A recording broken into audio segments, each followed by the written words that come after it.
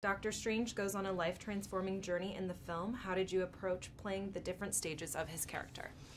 There's a huge amount of change that he goes on in this story, life-changing change, and it's very well charted in the script. But Scott's pitch to me was the thing that really enticed me to play this character, and that was the main element of it. He's somebody you meet with a great deal of ability, but he's arrogant with that. He's egotistical. He's materialistic. He's charming and funny, but he is doing it for himself. And yet you kind of want to spend time with the guy still because he's really good at it. And yet this cataclysmic car crash happens, and everything that he has at his disposal to make him this extraordinary neurosurgeon is destroyed in the damage he suffers to his hands. And then I really wanted to play very clearly that the profound effect that would have both physically and mentally.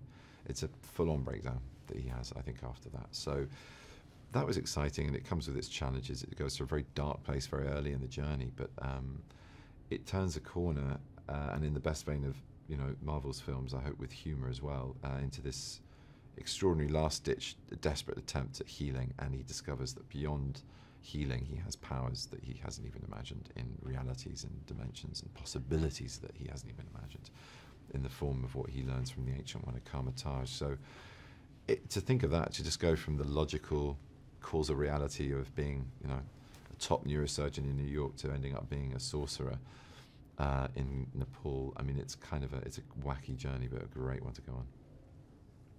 Very detailed practical sets were made for the film. Which was your favorite, and how did the sets inform you as an actor? The sets were extraordinary. I mean, people say, well, what's it like doing a Marvel film? Any film with a big amount of special effects and green screen and blue screen, and while there were days where the four walls and floors were the same colour, green or blue, and only diffused light above you, and you had to imagine everything that wasn't there. Even that was very well prevised, actually, the storyboarding, sort of animated storyboard, so you knew where you stood and what was happening. But the real effects for me were the sets, the real live sets that we got to do real live action on. Charlie Wood's design on this is just exceptional. The scale of some of them. I mean, I don't really do favourites, but just a couple. I mean, the Sanctum is amazing. All the Sanctum Sanctorum sets are extraordinary. The corridors, the main atrium, the Chamber of Relics, and I would say the streets of Hong Kong, especially because of how complex that sequence was. The detail was phenomenal. You could literally swing a camera 360 degrees on those sets and choose any frame and it would end up in the final movie. All as interesting, all as rich in composition, and all as factually accurate and complete. And literally to the point, I remember one day the crew going into the metal workshop on the street in Hong Kong and actually fixing a bit of gear for a shot. I mean, they had all they needed tool-wise to lathe a bit of metal and just bring it back out, and there it was, being used on the camera. I mean, it was remarkable. How did it feel when you finally donned the full Doctor Strange costume?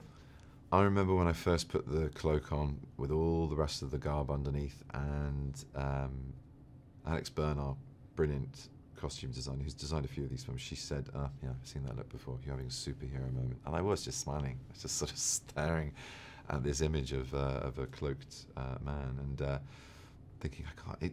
It was a pinch yourself moment. It really was, because I built this understanding and engagement with the role in film as an acting job, not as a comic super fan or someone who was going to be a superhero. So that was the first moment that the penny really dropped. It was a great moment. This was your first experience on a Marvel film. Tell us what that was like. It's my first time on a Marvel film, and it was joyous. It was really hard work, really long hours. I mean, crazily long hours at times. But you're facilitated every step of the way. They really look after you, from diet to training to yoga to stunt rehearsals to fight coordination to, I mean, the most extraordinary wire work that I was taught, as well as script and dialect and rehearsals and discussions with Scott and the other actors, and also tutting, this amazing hand art that was involved in spellcasting and the stuff we do as sorcerers. So really, really good fun. And like my character, it was a hard knock school of learning. So I had that kind of similar experience to my character.